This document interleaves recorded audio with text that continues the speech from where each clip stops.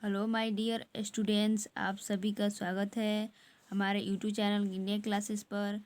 आज मैं आप लोगों को क्लास 10th का हिंदी गोधुली का पाठ 2 कराऊंगी कहानी से। ठीक है, मैंने पहला चैप्टर करा दिया है आपको डॉक्टर भीमराव अम्बेडकर का।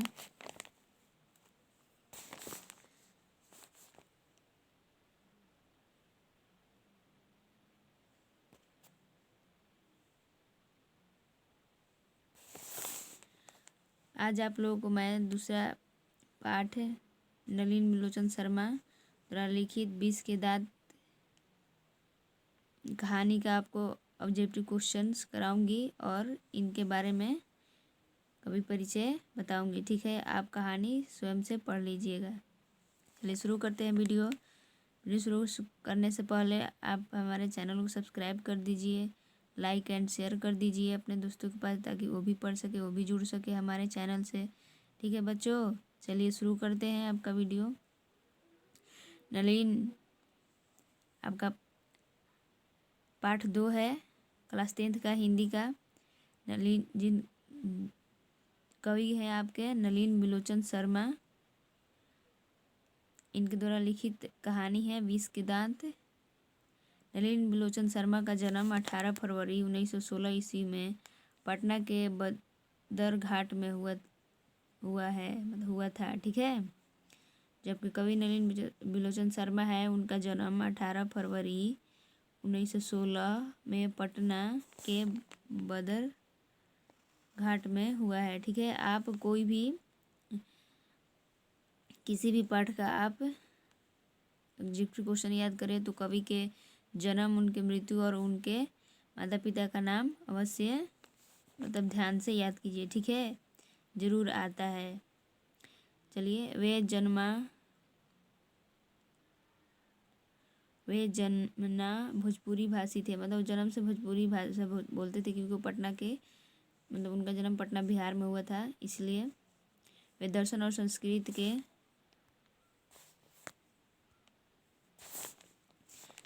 संस्कृत के प्रख्यात विद्वान महापाध्याय पंडित रामावतार शर्मा के ज्येष्ठ पुत्र थे।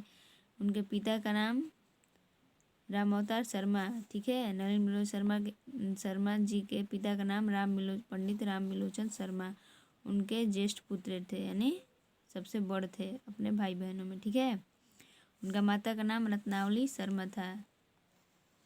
परीक्षा में पूछेगा कि नलिन बिलोचन शर्मा का उनके पिता का नाम क्या है, तो पंडित राम अवतार शर्मा। उनके माता का नाम क्या था, तो रत्नावली शर्मा। ठीक है, रत्नावती शर्मा। ठीक है, रत्नावती शर्मा। उनके व्यक्तित्व निर्माण में पिता पांडित्य के साथ उनकी प्रगतिशील दृष्टि की भी बड़ी भूमिका थी। ठीक है, उनके पिता के गुण उनमें थे। ठीक है, उनकी स्कूल की पढ़ाई पटना कॉलेजिएट स्कूल से हुई है। ठीक है, नलिन बिलोचन शर्मा के स्कूल की पढ़ाई पटना के कॉलेजिएट स्कूल में हुई है और पटना विश्वविद्यालय से उन्होंने संस्कृत और हिंदी में एमए किया है। नलिन बिलोचन शर्मा जी पटना विद्यालय से संस्कृत और हिंदी में एमए किया है। ठीक है, पूछे मान लो ऐसे प्रश्न दे दिए कि पूछता भी है कि नलिन बिलोचन शर्मा पटना विश्वविद्यालय से किन भाषाओं से एमए किया है, किन किन भाषाओं से, तो आपका हो जाएगा संस्कृत और हिंदी हो जाएगा। ठीक है, वे हर प्रसाद दास जैन कॉलेज, आरा, रांची विश्वविद्यालय और अंत में पटना विश्वविद्यालय में प्राध्यापक रहे। वो पढ़कर प्राध्यापक बन गए। जैन कॉलेज का आपका आरा का, और रांची में भी, रांची के विश्वविद्यालय में और पटना के विश्वविद्यालय में। ठीक है, सन 1959 में वे पटना विश्वविद्यालय के हिंदी विभाग के अध्यक्ष हुए। ठीक है, उनको 1959 ईस्वी में पटना के विश्वविद्यालय हिंदी विभाग का अध्यक्ष नियुक्त किया गया। ठीक है, मृत्युपरांत 12 दिसंबर 1961 ईस्वी इस पद पर बने रहे। ठीक है, चलिए देखते हैं आगे इनके लिखे हुए इनके द्वारा रचनाएं की गई है, उनको पढ़ते हैं थोड़ा। हिंदी कविता में प्रबुद्धवाद के प्रवर्तक और नई शैली के आलोचक नलिन जी की रचनाएं इस प्रकार है। दृष्टिकोण है, पहला है दृष्टिकोण आपका दूसरा साहित्य का इतिहास दर्शन इनके द्वारा लिखित बुक का नाम है, ठीक है। मानदंड है, हिंदी उपन्यास है, हिंदी उपन्यास विशेषतः प्रेमचंद्र, साहित्य तत्व और आलोचना, ठीक है। आलोचनात्मक ग्रंथ 20 के दांत, आपको यही इसी कहानी के बारे में आपको पढ़ना है, ठीक है। आप कहानी पढ़ लीजिएगा। और सत्रह असंगृहित पूर्ण छोटी कहानियाँ लिखी इन्होंने, कितनी? 17 छोटी कहानियाँ लिखी। कहानी संग्रह केसरी कुमार तथा नरेश के साथ काव्य संग्रह, नकेन के प्रबंध और नकेन 2, सदल मिश्र ग्रंथावली, ठीक है। अयोध्या प्रसाद खत्री स्मारक ग्रंथ, ठीक है। संत परंपरा और साहित्य आदि संपादित ग्रंथ है इनके सब। ये ग्रंथों का नाम है केसरी नरेश के साथ काव्य संग्रह, फिर नकेन के प्रबंध और नकेन 2, सदल मिश्र ग्रंथावली, अयोध्या प्रसाद खत्री स्मारक ग्रंथ, ठीक है।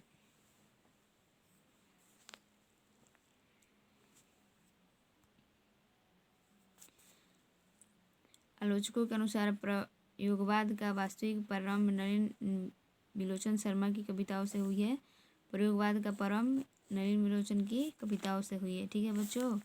और उनकी कहानियों में मनोवैज्ञानिकता के तत्व समग्रता से उभर कर आए हैं। आलोचना में वे आधुनिक शैली के समर्थक थे। वे कथ्य, शिल्प, भाषा आदि सभी स्तरों पर नवीनता के अग्रणी लेखक थे।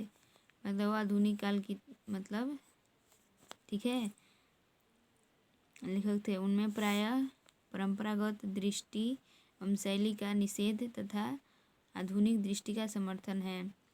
आलोचना की उनकी भाषा गठी हुई और संकेतात्मक है। उन्होंने अनेक पुराने शब्दों को नया जीवन दिया जो आधुनिक साहित्य में पुनः प्रतिष्ठित हुए।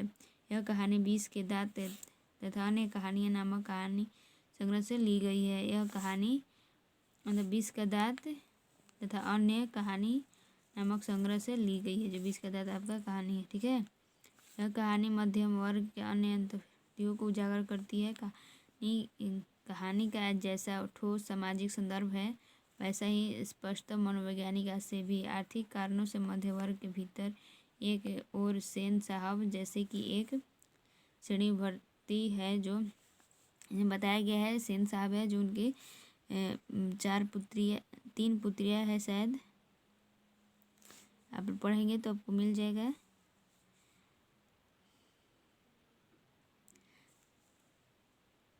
जो अपनी महत्वाकांक्षा और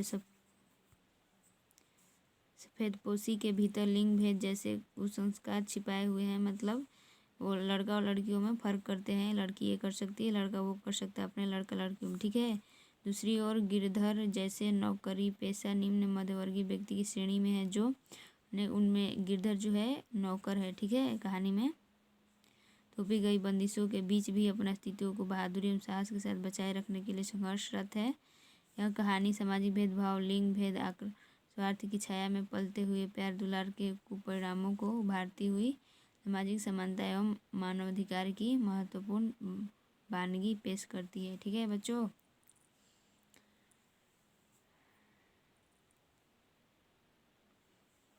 चलिए, आपका कवि का परिचय पूरा हुआ। अब आपको मैं ऑब्जेक्टिव क्वेश्चन करा देती हूँ, ठीक है, दूसरे वीडियो में। बाय, मिलते हैं नेक्स्ट वीडियो में।